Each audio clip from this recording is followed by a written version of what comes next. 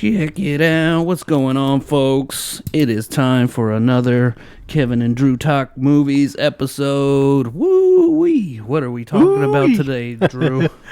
Well, we're going to be covering As the Palace Burns, the Lamb of God documentary, and my pick, The Green Knight. Hell yeah. So before we get into those movies, you screenshot? Yep. Let's do us up a screenshot. Let's do us up a screenshot. Beers up.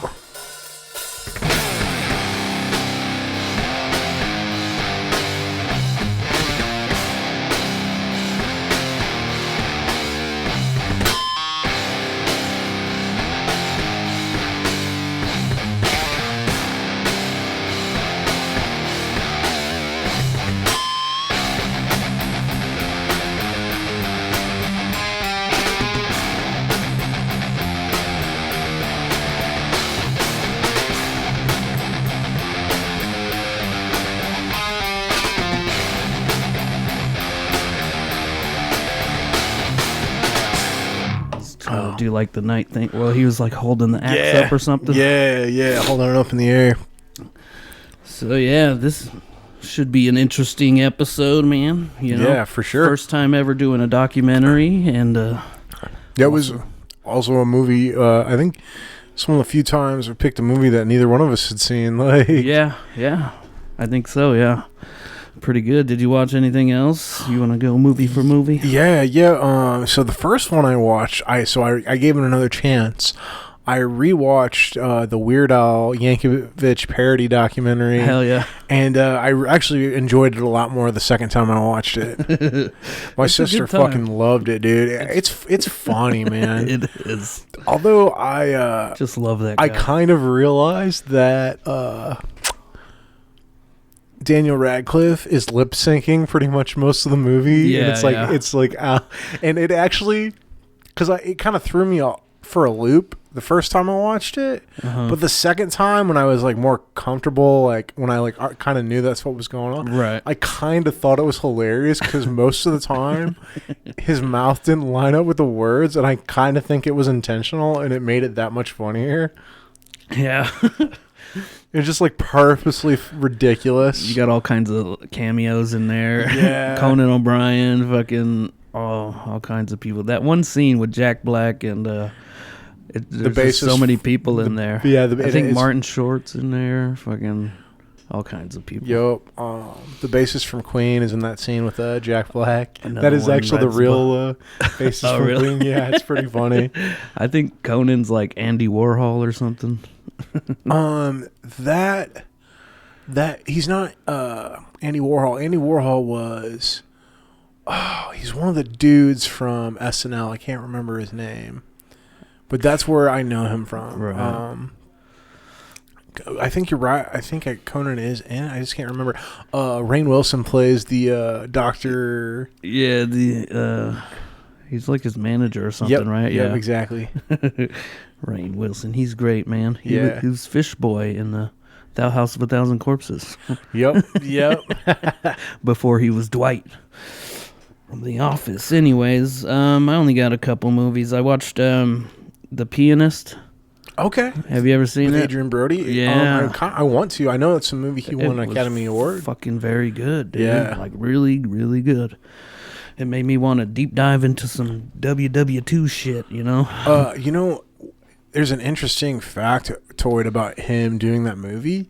He purposely like gave up all his possessions and like basically he like was like basically living out of a hotel, like living out of his car to like actually get the feeling what it's like to lose everything. Like he like sold like all. He went method acting. Yeah, he like I think that's why his performance is so convincing in that movie. That's because I've definitely read about it. These method actors, man, they really get some great performances. Well, like, he wanted to Daniel like, Day-Lewis and shit. Yeah, he really wanted to connect to the character, and I think that's why he gave all that stuff up. That's what's up. A little life experience for him to put into the movie. Yeah, it was very good. I definitely recommend it. Check that out. I think I cried a little. I don't remember.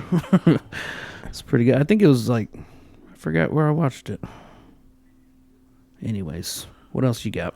I watched the Muppet movie with Jason Segel. My sister fucking loves that movie, yeah. and it honestly. Didn't you say she wanted you to pick it or something? Yeah, so I just went ahead and watched it with her because right. I don't really want to pick comedies for the podcast, not because I don't enjoy them. Once in a while, I think I'm gonna pick one. You know, but it's hard to unless it's like something like Big Lebowski, right? Or something where even though it's quotable, where we can really dissect it, because a lot of comedies are kind of yeah, like our last comedy episode, we were just kind of quoting it. We were just quoting it because they're so funny. It's so cool. Like those movies are so quotable, but it doesn't have a lot of meat to sink your teeth into. There's nothing to really dissect about it. They're very very transparent movies, so there's not a lot to dig through. Right. But the movie was great though. That fucking Muppet song that Jason Segel does won a Emmy, and it's hilarious, man. My sister made me listen to it in the car when I went and picked her up one time, and that's kind of what spurred us into like watching it. That's what's up. The only other one I watched was Blade Runner. Okay. Did not care for it. Yeah, that I've never got. Sorry, Mike. It's been on my list forever, and I just never got around to watching it. I want to just. And it was the original one with Harrison Ford. Right. Yeah. Mike let me borrow that in Indiana Jones a long time ago. Now I could finally give his DVDs back. But yeah, I don't know. It's not my style, that movie. Right. Yeah, it's over the top and stylistically. I mean, it's got great ratings and everything. But, yeah, it's a Ridley Scott movie, so. Right. Yeah.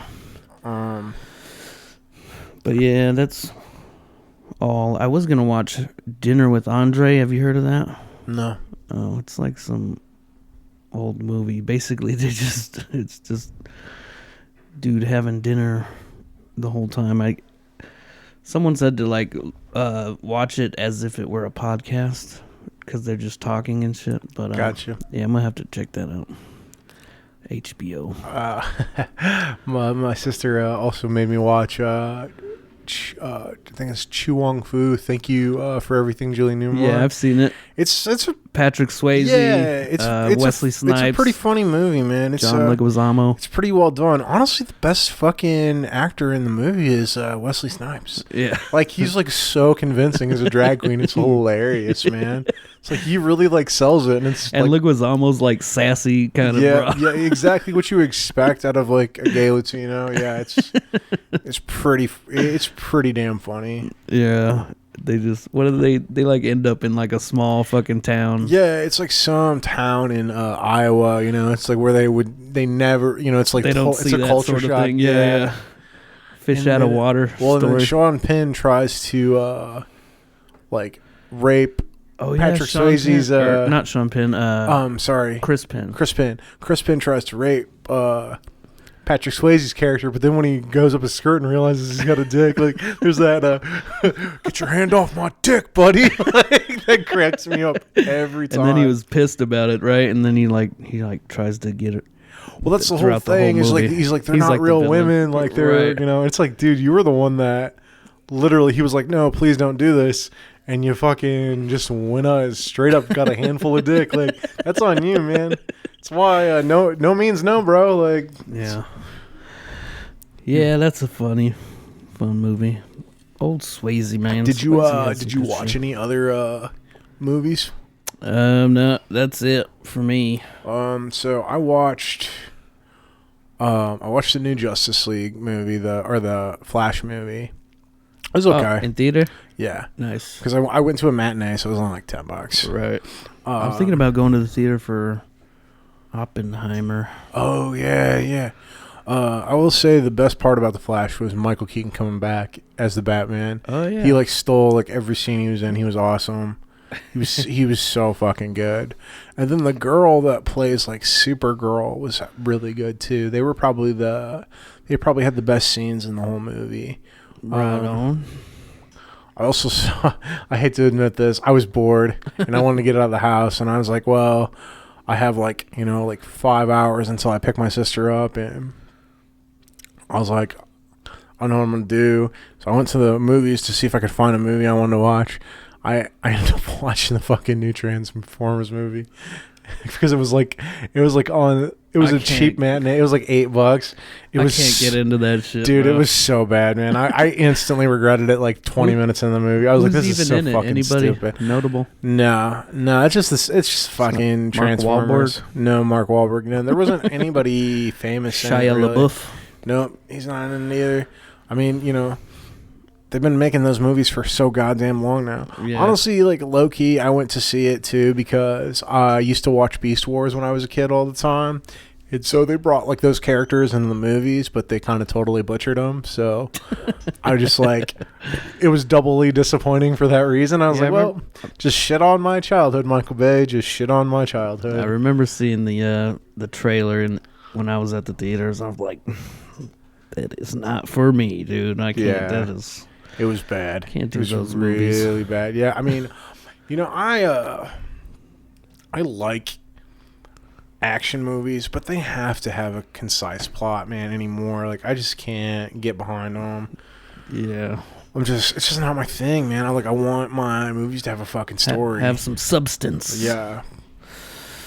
You got anything else before we jump in? Dude, I watched a lot of movies this time around, but honestly... You could just rattle them off real quick. Yeah, I mean, I didn't write them down. They're not... I didn't write every single movie. One last notable one, because I really love this franchise, Evil Dead. So I watched the newest one, but I watched the 2013 one, which has one of the coolest fucking endings to a movie I've ever seen for like a horror movie. Big spoiler alert, so for everybody who hasn't seen it. So at the end of the movie, when the ritual is completed, the sky literally starts raining blood, and so like this like sea of blood rises up, and then this demon comes, like that's where the demon comes from. It comes out of the fucking blood, and so she has to fight this crazy fucking demon. So the ending of the movie is really, really cool. That makes me think of Metalocalypse. I hear they're doing a movie now. Yeah, they're supposed to do a movie to finish the story. Hell yeah, bro. Because they did a movie to explain what happened to Toki. At the end. And then I need to revisit that shit. So what got Metalocalypse canceled? Where there is an episode where I don't remember the shit behind it, but somehow all the members aside from Toki end up with white hoods over their heads, and it was shown on Adult Swim one time. And then it got banned, and then like the show got taken off Adult Swim, and then they were going to close it out with the movies, and so they did a movie, and then Adult Swim pulled the plug because he just got so much backlash for that episode. Brendan Spalls, he doesn't give a fuck, dude. Like he just wasn't big enough to pull something like that off. It wasn't like a South Park situation where they can make jokes like that and get away with it because they really don't give a fuck, right? And they have the money to like combat that kind of shit. Whereas Adult Swim is a smaller channel, so when all the backlash hit for that episode, their hands were kind of tied. They kind of had to pull it. My hands are tied. All right, what do you say we jump into one? I actually want to start with The Green Knight. All right, we got a lot to say about this movie. The Green Knight is a 2021 adventure drama. Director David Lowery, 89% tomato meter, 50 audience. I can actually see why that is. Yeah, I'm gonna kind of jump into that whenever you're ready. I'm ready. I'm actually gonna start off by saying I actually didn't like this movie, even though I picked it. There are things that I did like about it. Like I think the cinematography. I have a note about the cinematography. Was gorgeous. There gorgeous. Are some scenes in the movie I think are really, really cool. But I think this movie's problem is its pacing. It's just such a slog, man. Like there are so many scenes that are so drawn out where nothing really happens.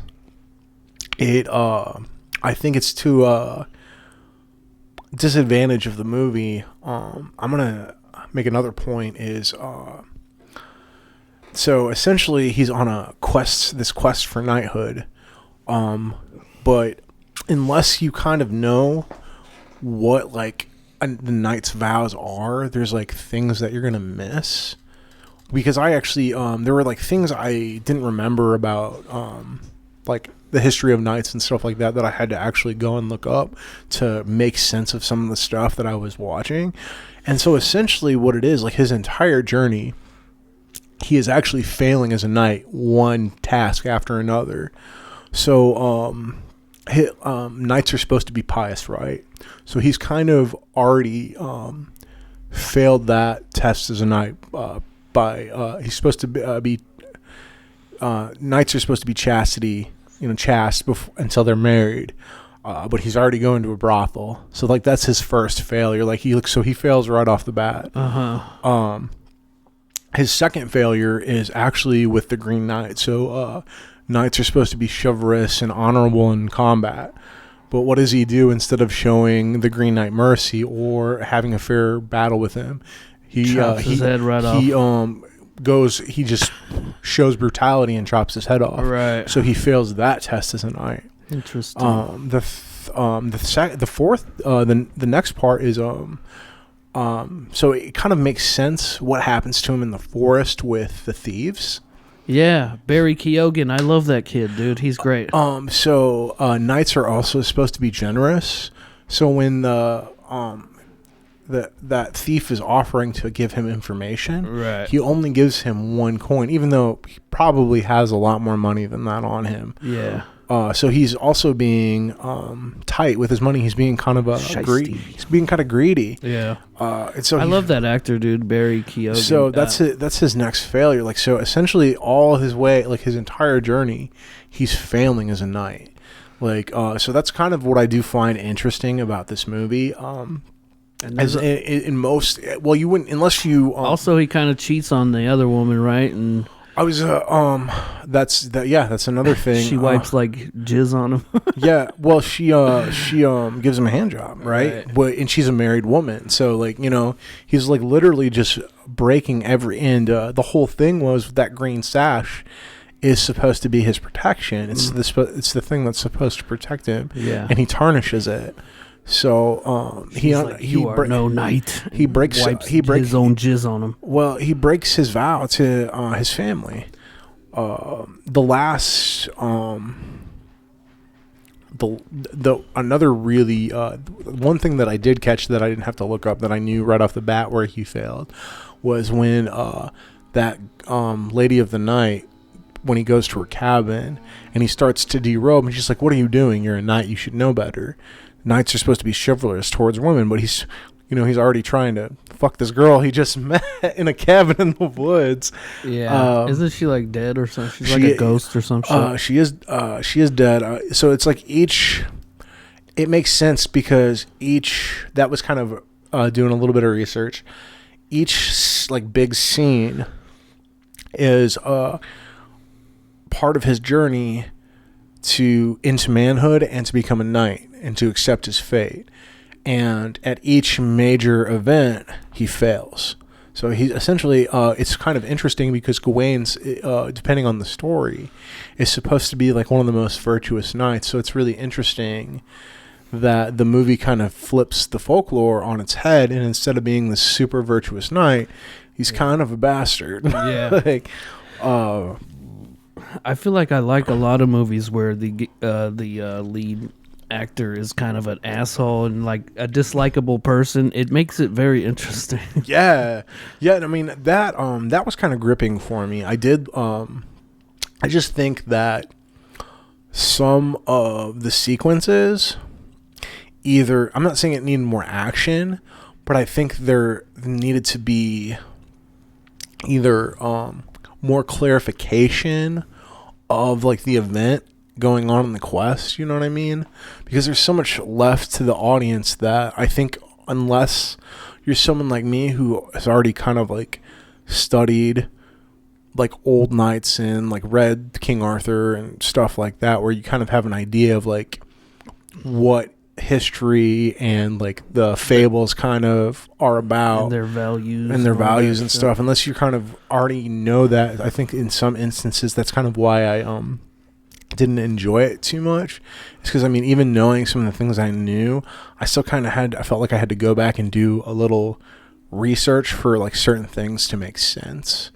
But I will say I do like the ending. I did like, and this is big spoilers, I did like the fact that it kind of leaves it open to the audience.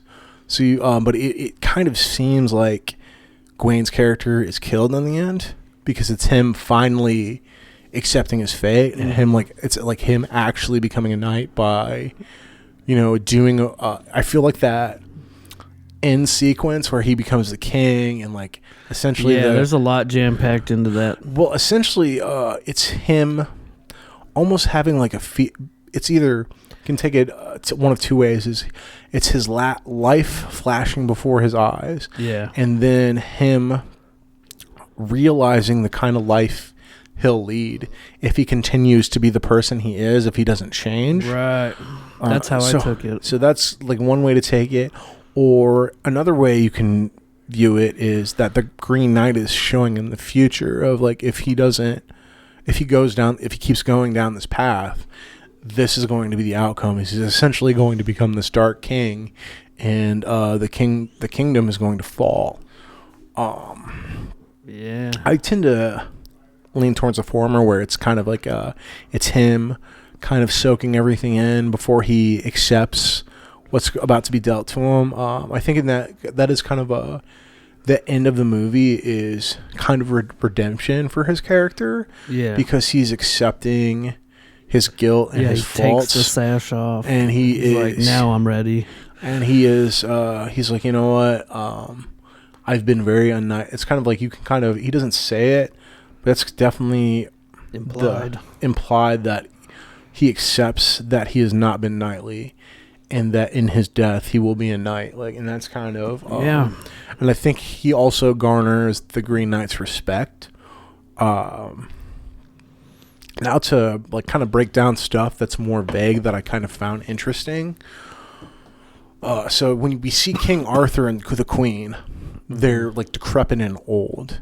But when we see the Green Knight, he's like this hulking figure, kind of really emanating his presence into this throne room, and everybody kind of fears him. Oh, it's kind of it's kind of nature versus civilization. I think that's kind of a big part of this movie, where it's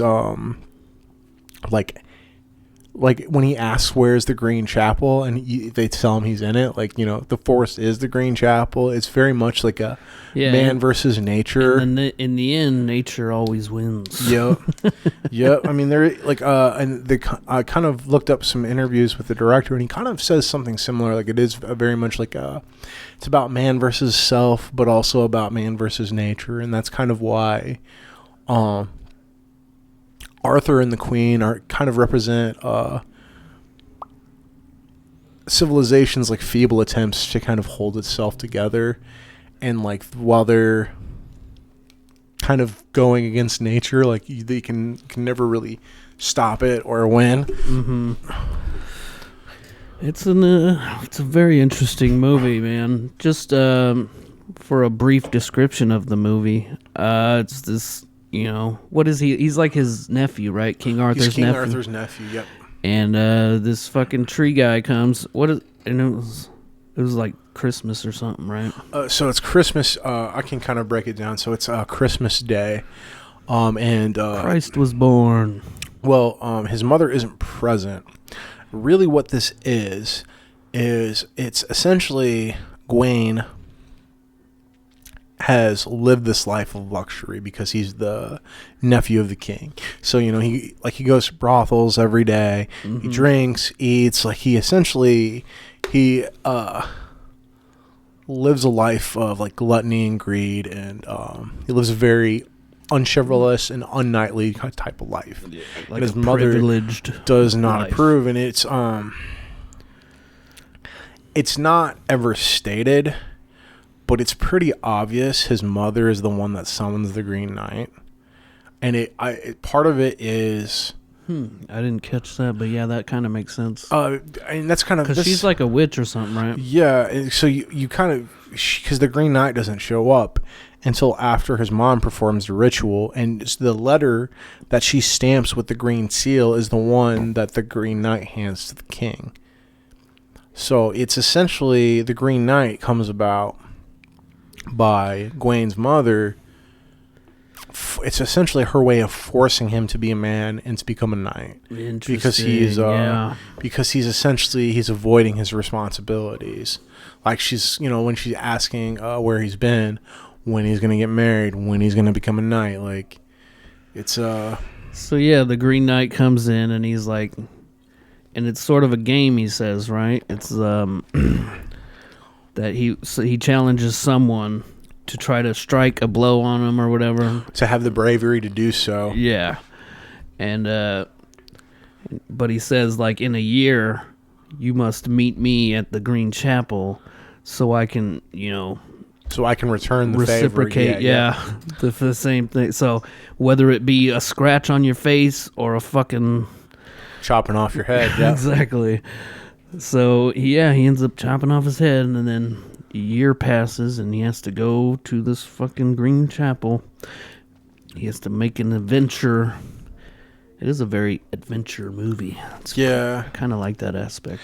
I do. I just wish there weren't such long drawn out pauses of nothing. You know what I mean? There are the cinematography is beautiful, but it still feels very like it's the movie to me. And maybe I just need to give it another shot. But it felt much longer than it actually was to me. Because of some of those shots. It's like a 2-hour movie, right? It's a 2-hour movie, but I thought it was like a 3-hour movie. And it's because, honestly, some of those shots they're so drawn out. And they're beautiful, but they don't need to be as long as they are. Like, honestly, it would have been more interesting to... like maybe I don't know. I'm just throwing it out here, but sure. Every time he he has like a test, because he's tested, like I said, multiple times before he meets the Green Knight. Mm-hmm. So maybe focus on that a little bit more. And I'm not saying you need to beat the audience's head over with it, but kind of flesh those elements out more, because it's almost sometimes like they're like a side note. Like it's a little weird, like the dead woman in the cabin, because eventually he does complete the task that she sets ahead for him. Like he kind of conquers his fear and gets the head in the lake, and then the axe is returned to him. I kind of found that very interesting, and that's kind of why I think those people in the woods weren't necessarily people. Like they might not have even been alive, because otherwise, how would the axe have been returned to him? Barry Keoghan. I'll say it again. He's the only one I really recognized in this movie. Yeah. I don't know any of the other actors. The main actor was the main character in Slumdog Millionaire. Oh, never seen it. Oh, got you. Maybe I'll pick that movie at some point. It's been requested to me. What? That's not the right word. It's been recommended. Yeah, cinematically very cool. When I first put it on, bro, like a few minutes in, I was like, I'm not gonna like this movie. But then it did, like, it grasped my attention and it picked up for me very very quickly. Like, I don't know, throughout the movie I started to enjoy it more, actually. It's not my favorite movie, but right.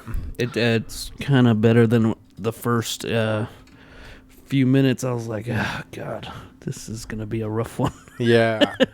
I didn't, like, I kind of went into it open-minded because I knew it was gonna be a slower movie. That's kind of the impression that I got. But I had the opposite reaction. I liked it less as it went on, because Interesting. I actually really like. I think one of the coolest scenes is the scene in the lake, where he. I love the cinematography in that scene, where it's really dark, and then it's almost like a fever dream. Everything becomes red, like red in Old English is like red is the color of death. So makes sense. That's why it's like such a cool scene for me, like visually, like when he actually retrieves the skull from the lake. He's like, oh, and he has the realization, like he's like, oh, she's dead. Like, you know, he finally puts two and two together. I just really like the horror elements of that whole quest, and this movie was kind of billed as like a horror fantasy, but I feel like that is the only real, like, aside from the Green Knight, the only real horror aspect of it. Yeah, it's not really horror. No. I wouldn't call it horror. No, and I guess I just wanted like those, like the moments in the forest where the thieves have him, that I was really invested in that. I was like, oh, he could die here. Right. Like that was my next note too. It was like he was all tied up and shit. And it was weird how they did that pan, you know, that slow pan all the way around, and he comes back and he's just a skeleton there, you know. I don't know. And then it pans back around and he's still alive. I was like, what is that all about? It's kind of his realization, if he doesn't man up and do something, he's gonna die here. Like, right. That's what I'm saying, is like there's a lot of that kind of stuff where it's almost too artsy. It's like he could give the audience just a little bit more. He could give them a little more story, because it feels like the story is stretched out in a way instead of really giving these events meat. And I don't know, I just feel like for as long as the movie is, there could have been more to it.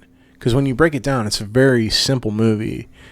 Knight meets Green Knight, cuts off his head, realizes that he's an immortal being, and then he's going to have to meet him in a year. So he goes on a trek to a green chapel to essentially accept his fate. Like, and that's, if you break it down, that's essentially the movie. Yeah. Like, it's a very actually simple plot.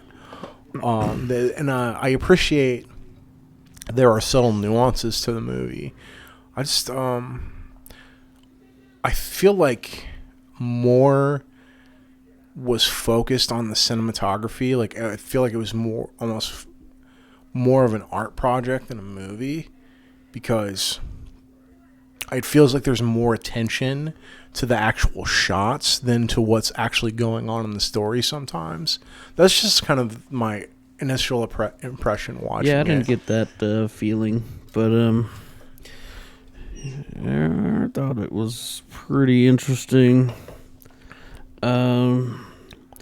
Yeah, you mentioned how maybe them thieves weren't real or something. Yeah, because I did write a note where I was like, why would they leave the sword there for him to escape? You know, because they took the axe and fucking why. But why would they leave the axe in the house? Like, and that's I kind of quickly came to that's kind of when I started to kind of put all these things together, that each one of these things is a test. Like with the couple, he fails the piousness test. He also commits adultery. And he can't even look the Lord in the face because he's fooled around with his wife. Yeah, that part was weird too. Well, essentially what he's giving him, the gift he's giving him, is like the kiss of death. You know what I mean? Like, is that right? Yeah, that's kind of how it kind of seemed like he wanted to fuck him. Yeah. That both things can be true. Both things can be true, yeah. Yeah, that was weird. But yeah, what else we got? There's that scene where he eats the mushroom and shit. And I was kind of glad that they didn't fucking do a whole trip fucking thing. I mean, he kind of trips out a little bit with his, he feels like something's growing on his hand and shit like that. But I feel like that's been overdone lately, man. A lot of people do the trip scenes in movies. And the thing with that too is he's starving, so he doesn't really test the mushrooms to see if they're poisonous, and that's why he throws up, because they are. Like, that's his like guttural reaction. And that's the thing about something that's hyper poisonous, like some mushrooms are, is they can make you they can make you hallucinate. Like, the poison can make you hallucinate. I'm just glad they didn't do a whole fucking... the whole thing. Right. It would have been so unnecessary. I think what they did was... that's kind of they're like the details of the shot, I think, is where this movie really shines. That's kind of what made me appreciate it the most. Like, the wide shots of when he's traveling. Mm-hmm. Like I said, the scene in the lake, that's my favorite scene in the whole movie. I think that scene is so beautifully shot. It's a really cool scene. I mean, the wardrobe kind of seems time period accurate. I mean, there's a lot of things I really appreciate this movie. I just wish I liked it more, you know what I mean?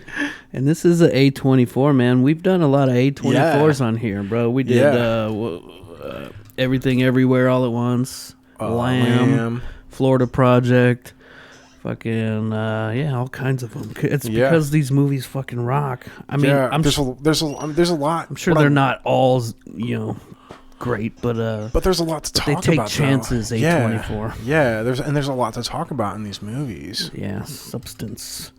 One of my negatives about the movie is the kind of the CGIs, like the fox and the giants, and like that kind of takes me out of it just a little bit. I was actually going to bring that up too. It's like, because like some people praised the scene of the giants as like one of the best scenes in the movie, and I thought it was one of the worst. Disagree. Yeah, I think it would have been a lot better if they would have shot actual people and then just did some camera tricks to make it, or even just use some computer magic to scale them up. You know what I mean?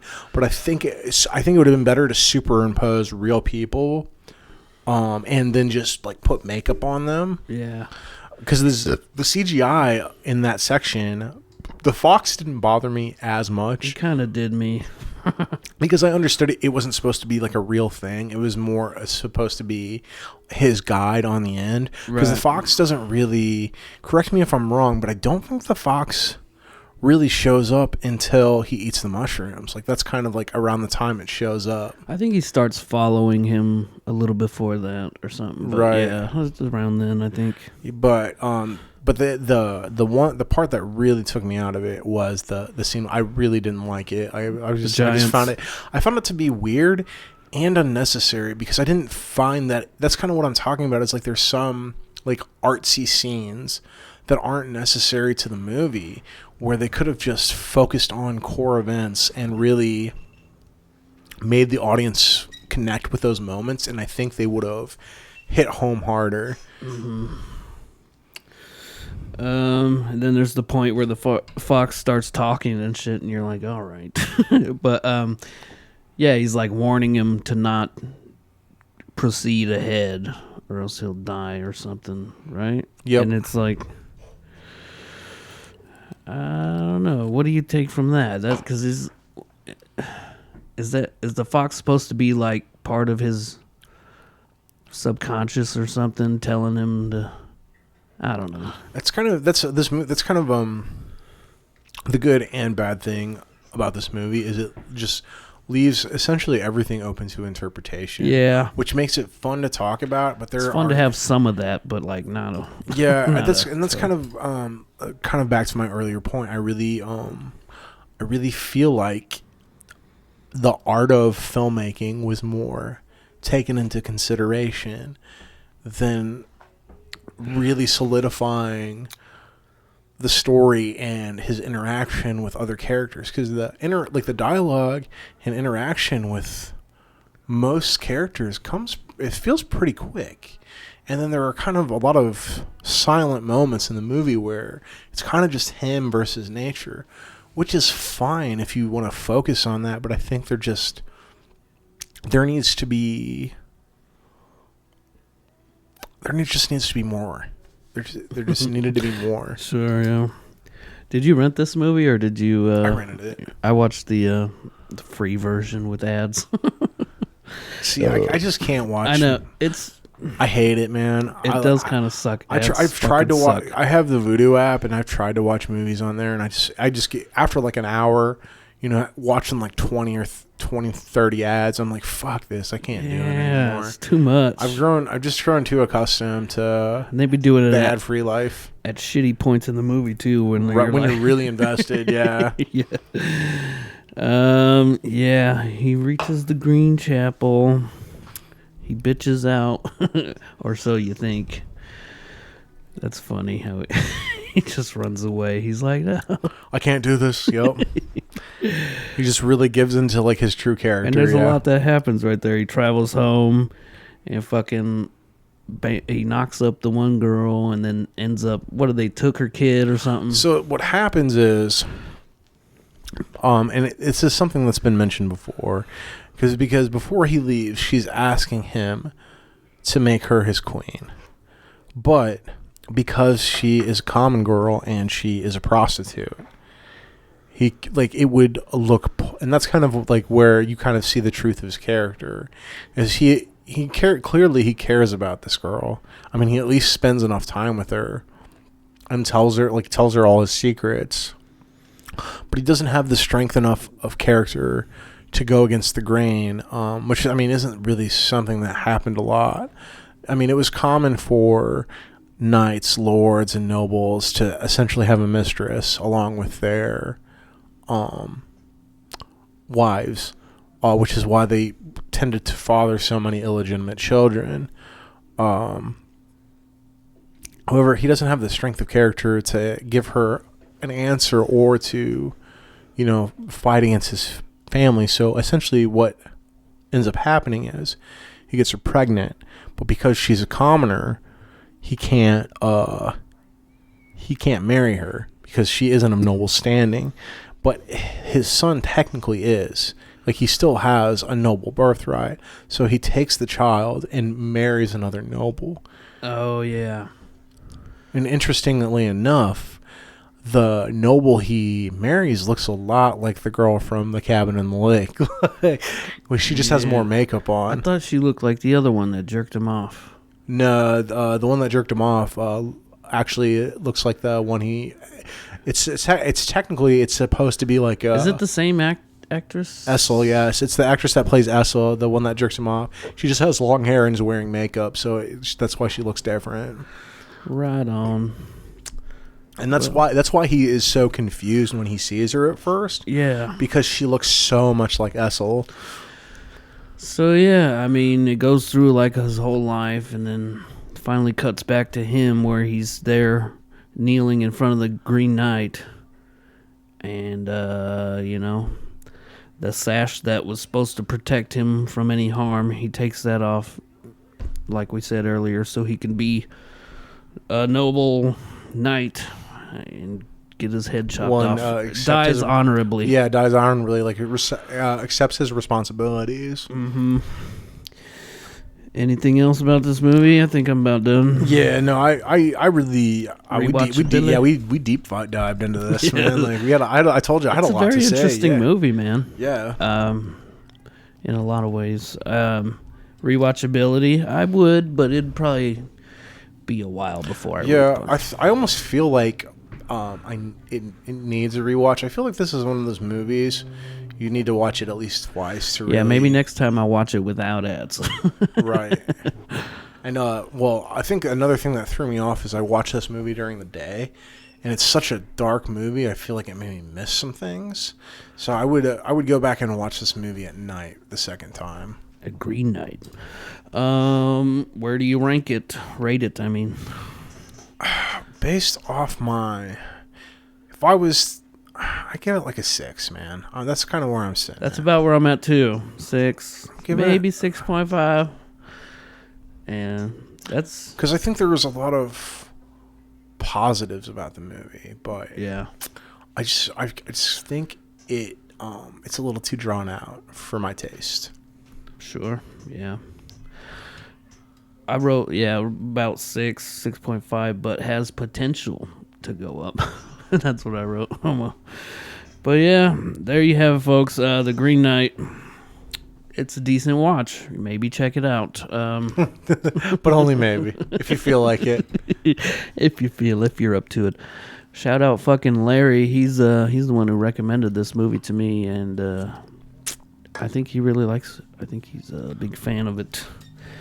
But anyways, should we take a quick break and then jump into the next one? Yeah, sure, man. I think I'm going to turn this air conditioner back on for a while. It's kind of starting to feel like it's boiling in here. Yeah, I know. It gets hot real quick. All right. And we're back. And we may have a little background noise because the AC's on, but we're burning up in here, so deal with it, bitches. Deal with it.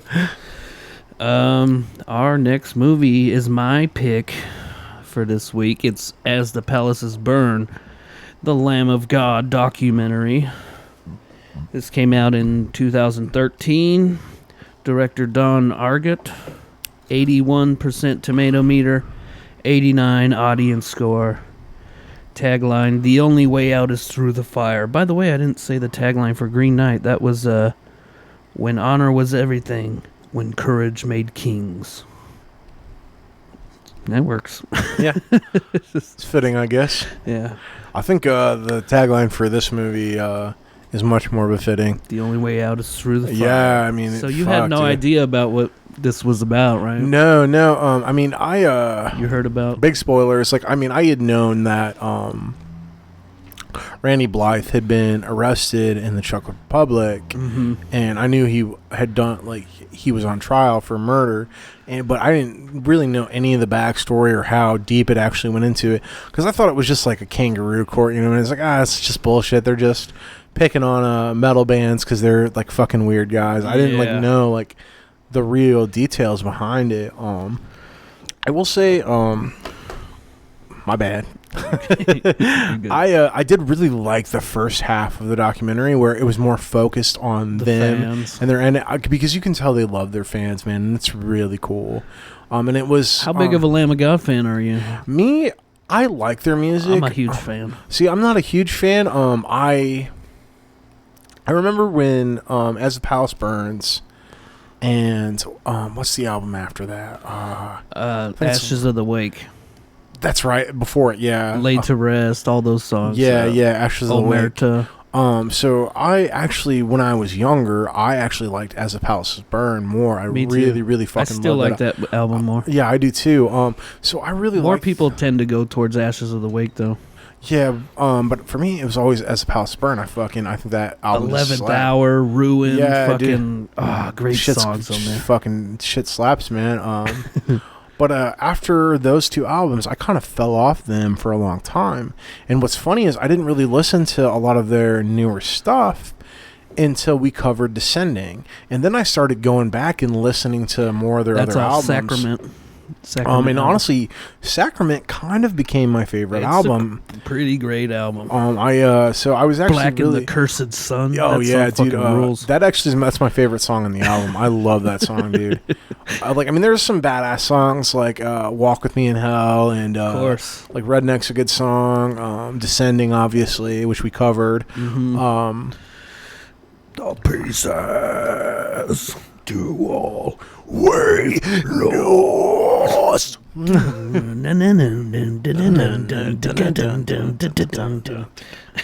Good shit. A river I'm bound to be found in, a rope chosen bound to hang. When I'm blinded, I think I see everything, convincing myself again. This God that I worship. All right, we'll stop. We're gonna do that for the rest of this podcast. Yeah, fuck. We'll just cover the fucking song. Oh shit. Good shit. But I am actually going to see Lamb of God soon with Pantera. Fuck. When is that show, man? Is it sold out? No, it's at Ruoff. What day is it on, though? I'll look it up right now. Saturday, July 29th.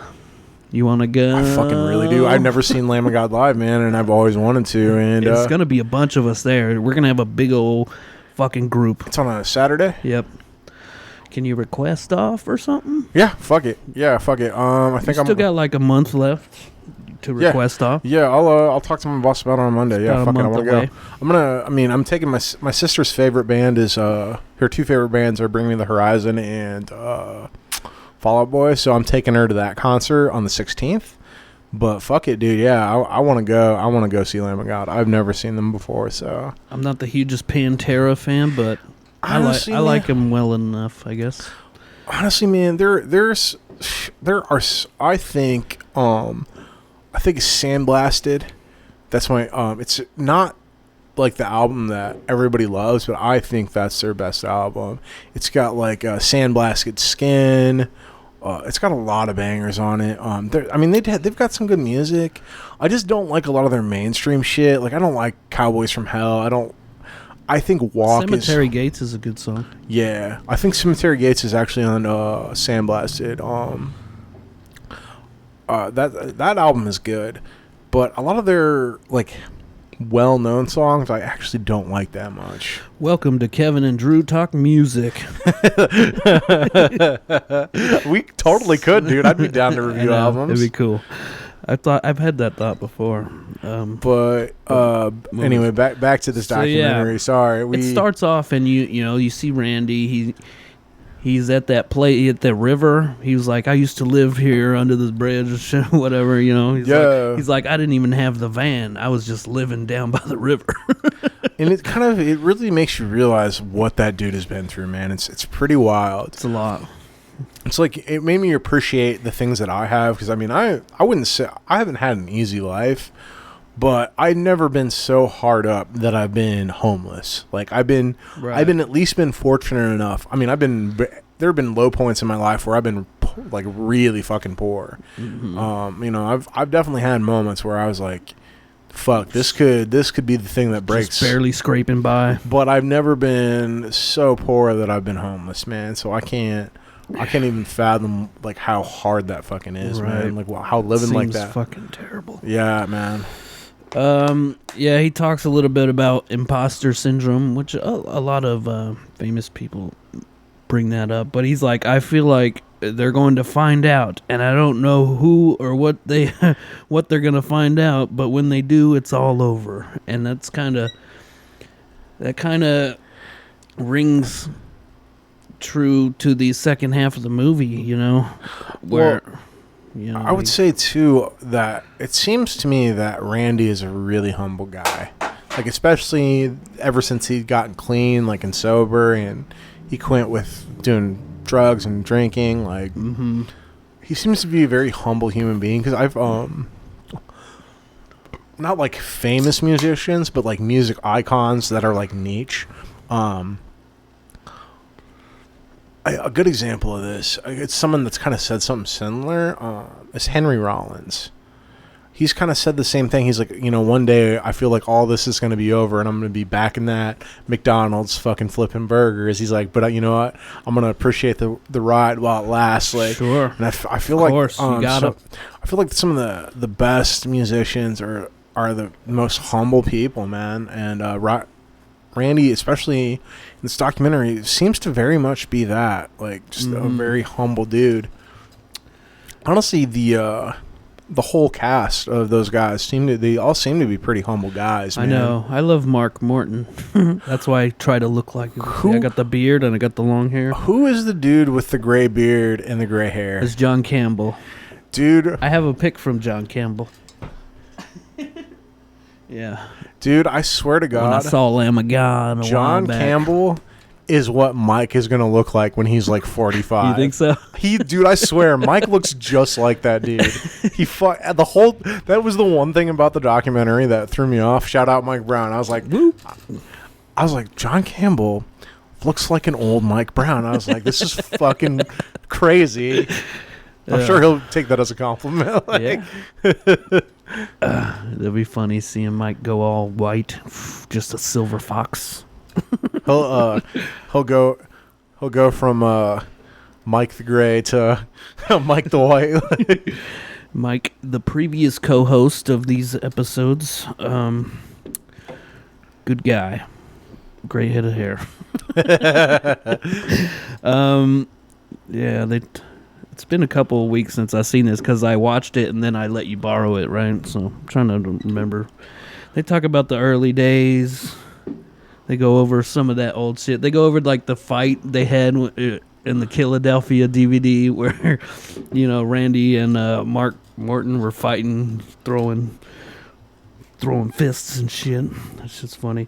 Well, they kind of talk about how proud they are of Randy and how he's like a totally different how dude he turned himself around. Yeah, because he was like in darkness for so long, just blacking out all the fucking time.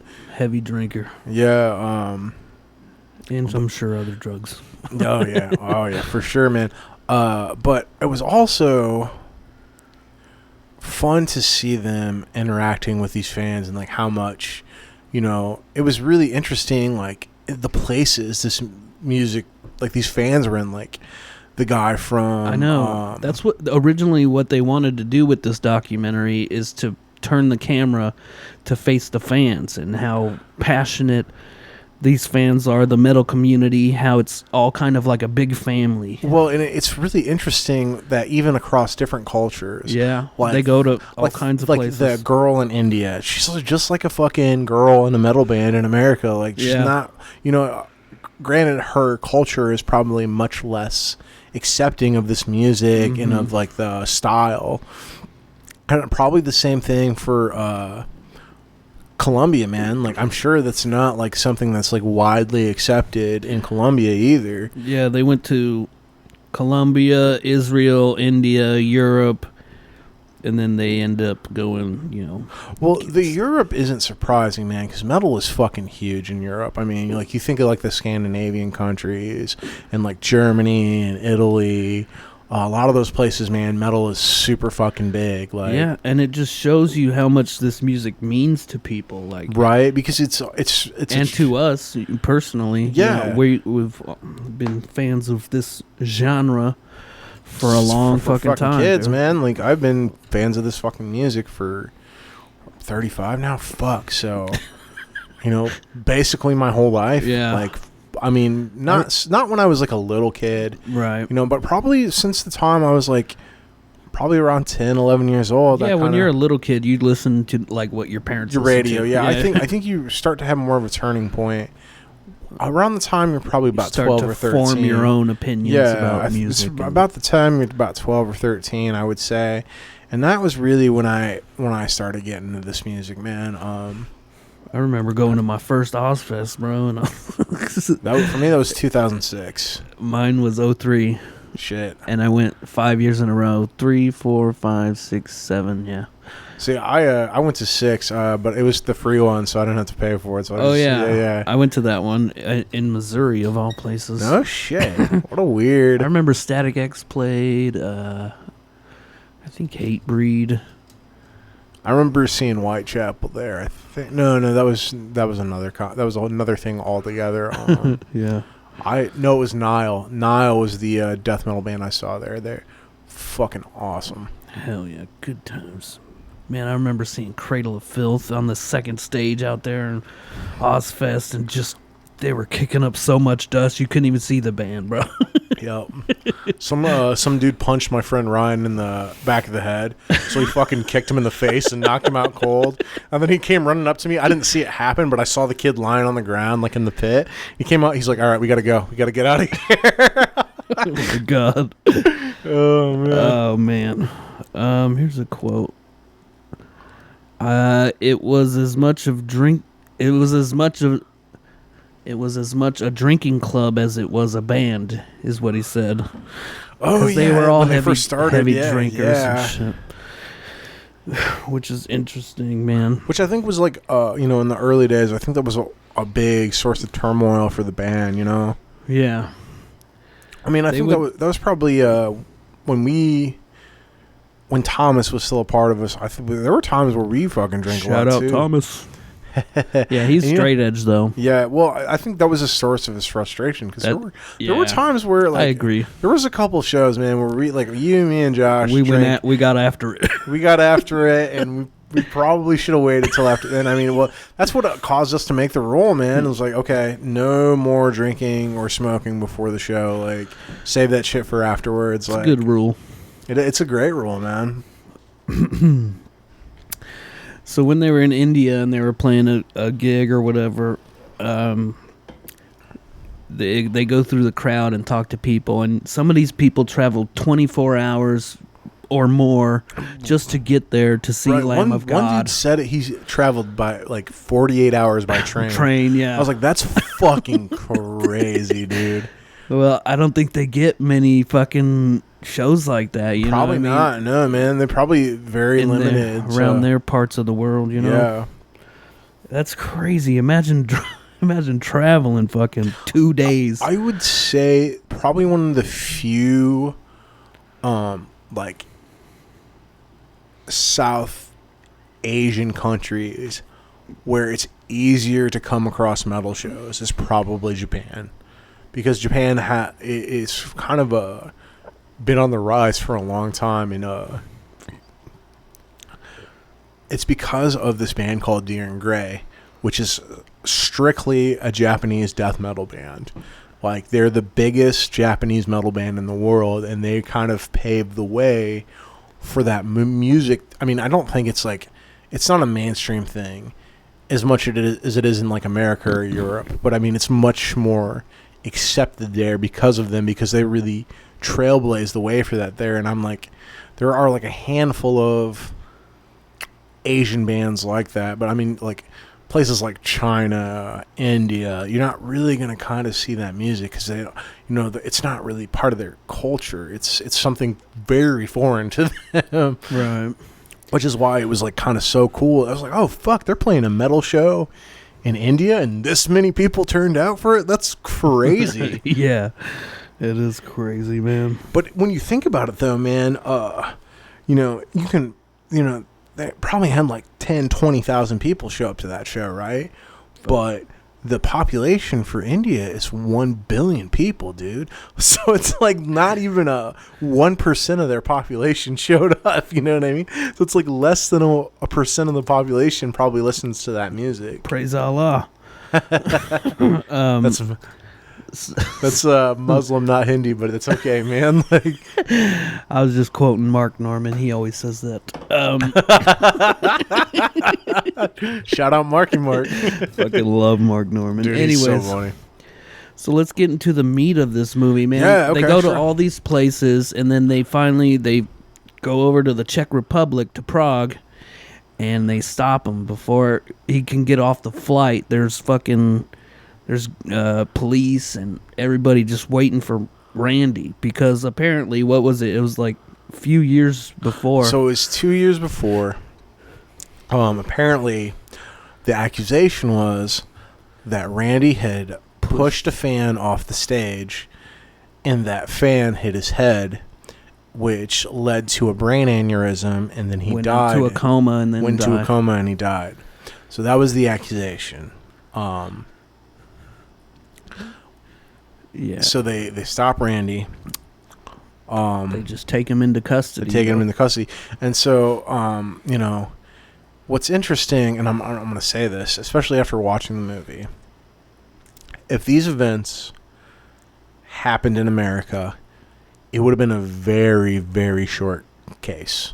Like, open and closed. They would have looked at the footage,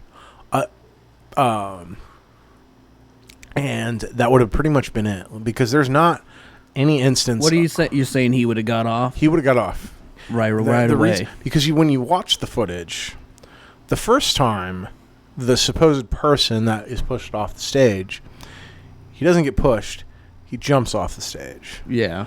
The second instance, Randy helped. There was a security guard throwing this person off the stage, but Randy's kind of just. It looks more like he's guiding him with his hand, his left hand, and it looks like he's trying to guide him into a place where he's not gonna like fall and hit his head. That's what it seemed like to me. Mm-hmm. And then the final instance, Randy doesn't even touch the guy. It's security that throws them off the stage. Now, I will say this. This family lost a son. Yeah, and it's their only son. It's tragic, man. It's, you know, you feel for that family. It's a terrible thing that happened. And so does Randy. Like, you can tell it. You can see it. You can hear it in his voice. Yeah. You know, because he's like, if he feels terrible, he's like, man, you know, that's the last thing I want to happen is for the you know, that a death of a fan. Like, however, it definitely seems that this was an instance where it was probably something crazy happened. Like, the kid was like in the mosh pit, or he did something and hit his head, and it was like a freak accident. Mm-hmm. And it was one of those things where it seems like the family just needed more of a reason and needed to blame. And I mean, I totally understand that. That's valid. Closure. They need closure. They need to know why this happened, you know, because it sucks to say this, because I've been through it. Like, sometimes there's not a reason. Right. Sometimes, like, shit happens and you lose people and there's no good explanation. And that sounds really mean and harsh, but it's the truth. It fucking sucks. I mean, I've been there myself, man. I've lost people and I've been like, why did this happen? And there's no real good reason. It's just sometimes that's life, and it sucks, and it hurts. And I'm not trying to be callous, but it's just the reality of the world we live in. And it definitely seemed like they were there were two things that kind of became apparent, like, watching the court case. The first thing was they were really out to make this Randy's fault. And secondly, the prosecutor was a younger guy, and it seemed like he really wanted to win this case to establish his career. So it didn't seem like they really cared if Randy was innocent or not. Right. It very much so seemed like he just wants to win. Well, and it's also, you know, people that don't understand this music. Yeah, that's the note I had. They mentioned how they realized that the judges and the lawyers, they probably don't understand these type of shows and what goes on at them, and and just how crazy it could get there. Yeah, well, so these shows can get crazy. They get wild. But let's pull it back a little bit. Let's pull it back to 1999 Woodstock with Limp Bizkit, where the crowd literally went. I saw that documentary. Where the crowd went so crazy, they ripped apart the fucking arena, man. That's why, and that's the kind of shit that could happen at these shows. Yeah, it's not what you want to happen, but you get the right people, the right mindset, and you know, you live in the kind of times we live in where people feel depressed and helpless, and then they feel like they can do something and fight back against the reality of the world. And sometimes people they go off. They dial it up to 11, and that can definitely happen at these shows, man. I've definitely seen wild shit at heavy metal shows. Oh, yeah. But normally, nobody is trying to hurt anybody. They're just trying to have a good time. Definitely people take it up to 11 and get a little out of hand. But nobody's generally trying to hurt anybody. Like, it's really... Almost every single mosh pit, if someone falls on the floor, there's a guy with his hand out ready to help them up. You know yeah, man. I've literally bear hugged people and, like, scooped them up off the ground. Of course. Like, you know, because they don't want, you don't want nobody to get trampled or nothing. Yeah, you don't want anybody to get hurt. It really is like a... It's community, man. Like, it's but when all you do when you're not a part of it, and you don't listen to the music, when you're an outsider looking through the glass, it seems like a violent, angry music, and then a lot of the times. But it is a way to get aggression out. Like some of my friends, kind of in a positive way. Yeah. But some of my friends, like, that aren't familiar with this music, they view it as, they're like, that. Well, that's Satan worship music. And I was like, nah, not really. And that's not even like religious people. You know what I mean? Just people that aren't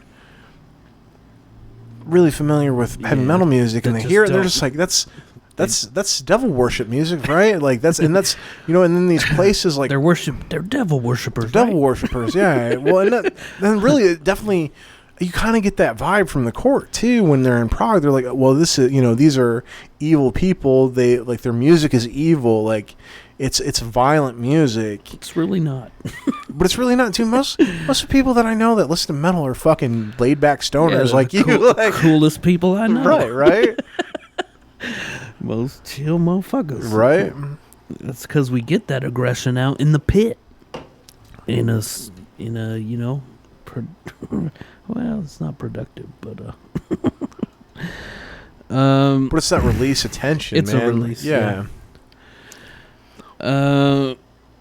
Yeah, they put together an auction to try to pay for the legal fees. Randy's in prison and shit, and that part too. Whenever they finally release him, I was shocked for how long he was in prison. I know that was kind of the thing where that kind of shit would have never flown in America because they posted bail, and then when you kind of saw what the prosecution team did, you could tell they kind of put some ideas in the judge's head about this case because they had already paid the bail and then they substantially increased the bail and put him basically in prison. Randy was in prison for like a month. So yeah, something like that, man. That's a fucking long That's a time. stretch, bro. That's a long, especially in a foreign country. In a foreign dude. Like, as bad as prisons are in America, they're a whole... I watched those prison documentaries, dude.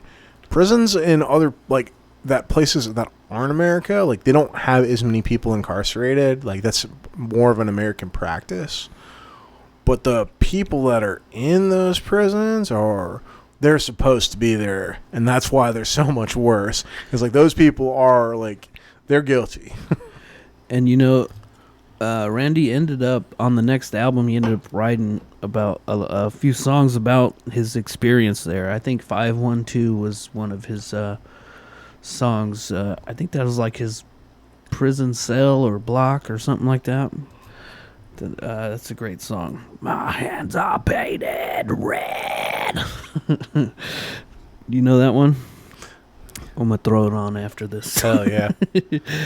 Oh, yeah. 38 days later, they release him. And he's granted permission to leave the country on the condition that he comes back to face trial. And dude, I get teary-eyed right there whenever they first see Randy. Right. The whole band, his family and all that, and just hugs and people are crying. I'm like, God damn, man. It's emotional, man. And then his first show back, that's also emotional. The fucking love he gets. Like, yeah, you got Corey Taylor in there talking about him and shit. See, the thing with Corey Taylor, and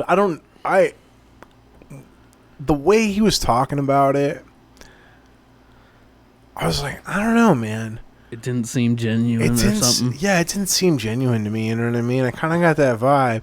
Yeah, I kind of was like, it's just like, oh shit, they could play Knotfest now. That's kind of more like what it seemed like, you know what I mean? He's like, that wasn't the first thought in my head. I was like, I think that was exactly the first thought in your head, man. I was like, I love Slipknot, I do. I was like, and I think Corey Taylor's funny most of the time, but I also think he's kind of a giant dickhead, you know what I mean? Like, what's up? Have you heard any of the new shit? Like, I think they just dropped some shit. I know Craig left the band, old Spiky Head. Man, honestly, man, I think the last two albums I just haven't bothered with it. Yeah, the last one that I really listened to was the one that's got like Dead Memories and Psychosocial. Chapter 3, the Gray Chapter, whatever. Yeah, that's probably the last album I really paid any attention to. That was a pretty good album, man. Yeah, it was. But for me, dude, it's always going to be Iowa, dude. That's the one that I go back to the most. That one's fucking sick, bro. Like, I mean, Volume 3 is good. Self-titled I got that for Christmas one year way back when. Yeah, and I mean, my mom reluctantly bought it for me. She did not want me to listen to dude, my mom hated that. Like, she instantly regretted buying me Iowa because she could hear all the fucking If you're 555, then I'm 666. Oh, dude, she would not let me listen to that song out loud. She's like, it's satanic. Turn it off. What's it like to be a heretic? Yeah.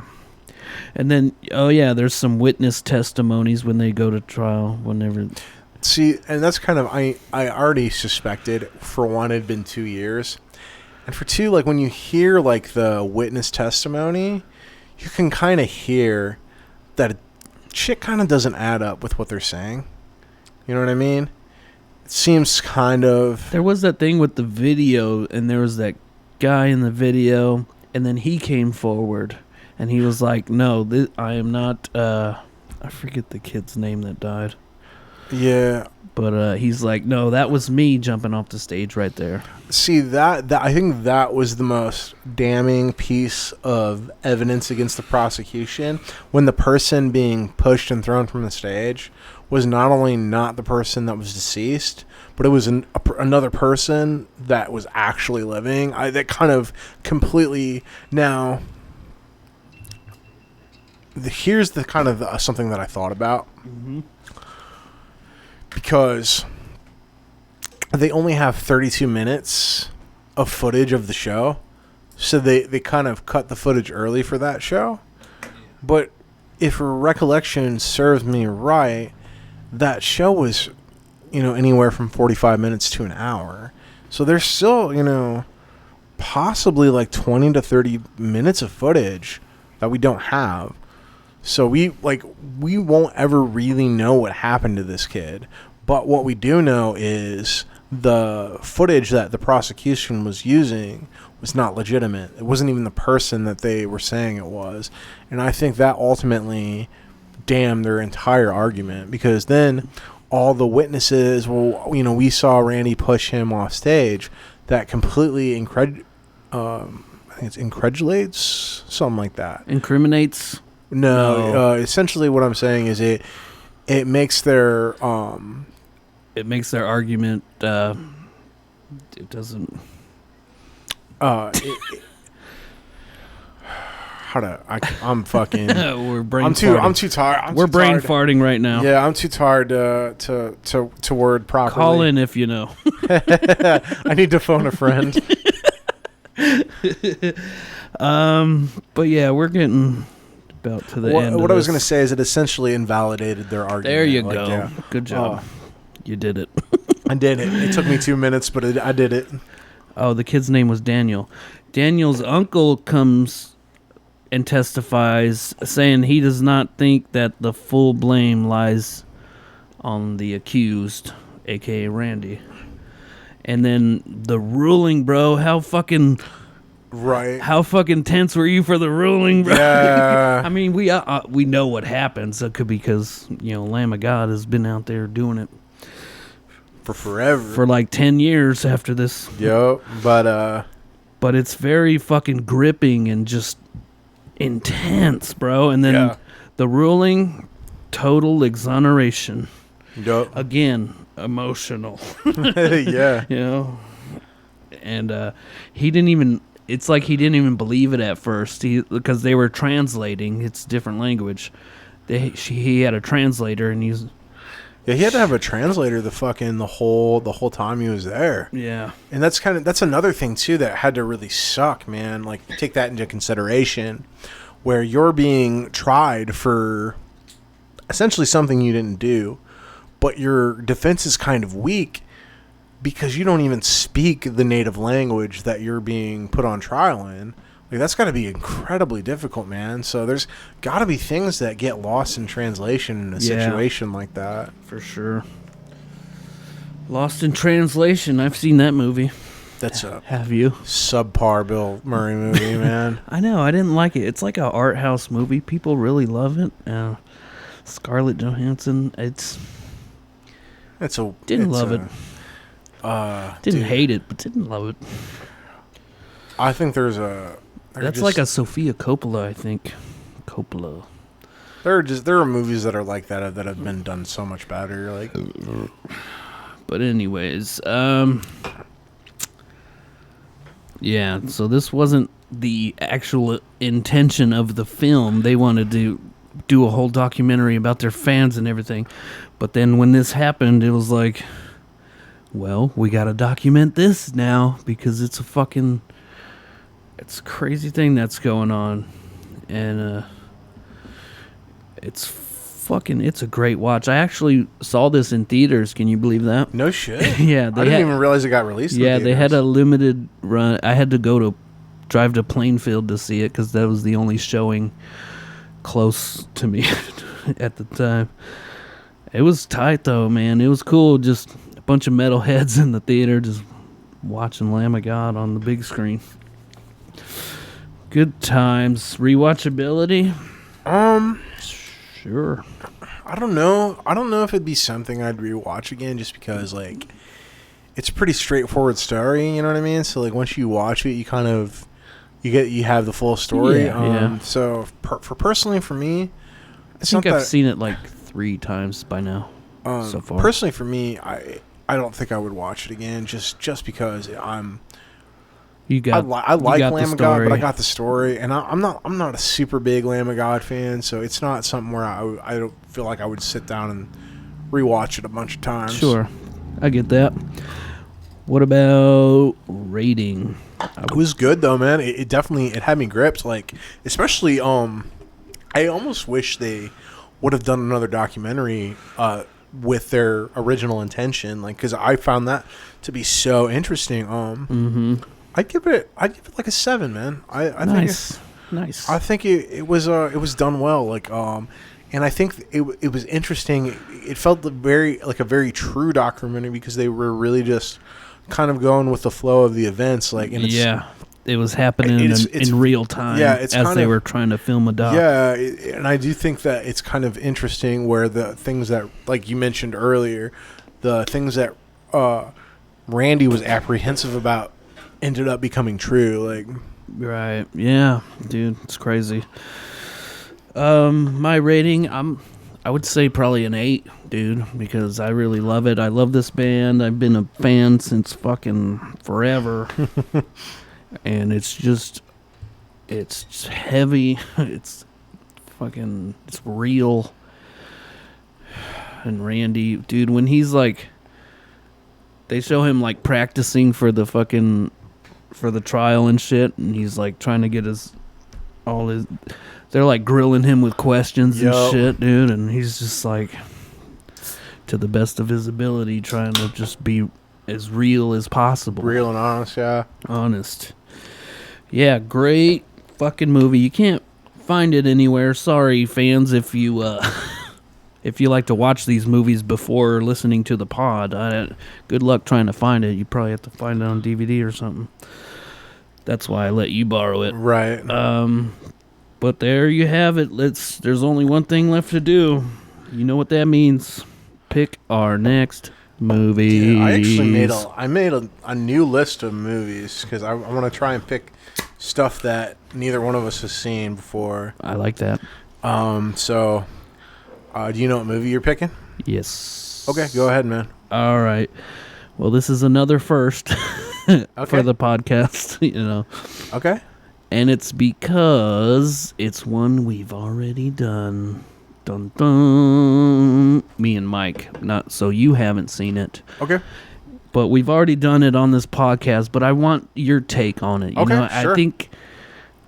I think you might appreciate it. I think it's more your type of movie than it was Mike's type of movie. Sure. Right? So, it's director Sean Baker. Remember him? The Florida Project. Okay, sure. Red Rocket. I'm choosing Red Rocket. Okay, cool.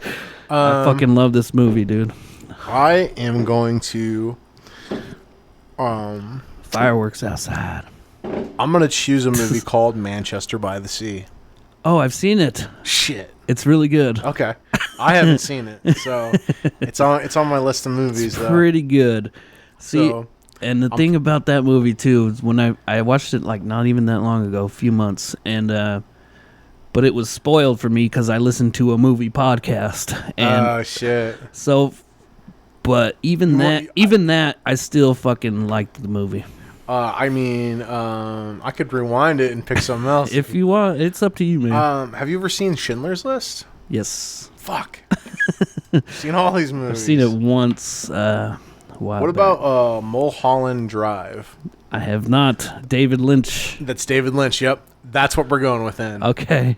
I'm picking because I wanted to pick a movie you haven't seen and a movie I haven't seen because I like doing that. I like getting like a fresh take on a movie. Yeah. So never mind. We're going with Mulholland Drive. We'll put Manchester by the Sea on the back burner for until it's been longer than a couple months. Manchester by the Sea, man. It's heavy. It's good. It's a crier. But yeah, okay. Mulholland Drive. Mulholland Drive. Yep, that's what I've seen a couple of David Lynch's in it. They're very fucking weird. Yep. Have you seen any? David Lynch. I've seen Eraserhead. See, Eraserhead is on my list of movies to watch, but I have not watched it yet. And I've seen Blue Velvet was the other one. I've heard of Blue Velvet, but never watched it. So I'm familiar with him. I know he's a really weird guy. You want me to pull up his movies real quick? Yeah, let's do it, man. While we're on the subject, before the last little tidbit before we. Mulholland Drive. I've heard about this, dude. It's supposed to be a pretty good movie, so I want to. Movies and TV shows. We got Twin Peaks, Mulholland Drive, Eraserhead, Lost Highway, Inland Empire, which is where I'm from, bro. Yeah, no, I don't think. The Elephant Man. Whoa, that's weird. I don't think I've ever seen any of his movies before. Yeah, I'm always like, I don't know how to think about his movies because they're so fucking weird, dude. Like Eraserhead, it was very disturbing to watch. Oh, he made the original Dune movie. I didn't know that. I actually have seen one of his movies. I've seen the original Dune movie. There you go. Hell yeah. There you have it, folks. Mulholland Drive, Red Rocket, next time on Kevin and Drew Talk Movies. As the Green Knight burns. This was a fun one, man. Yeah, we really dig deep. Yeah. There was a lot to talk about. I like when we... that's why I've been trying to pick more movies we can really dive into. That's why these episodes go a little long, because we're digging deep, folks, for you, for the fans. All three of you. Exactly. He's not joking, folks. That's a true statement. Anyways, we'll see you next time. Peace. We love you.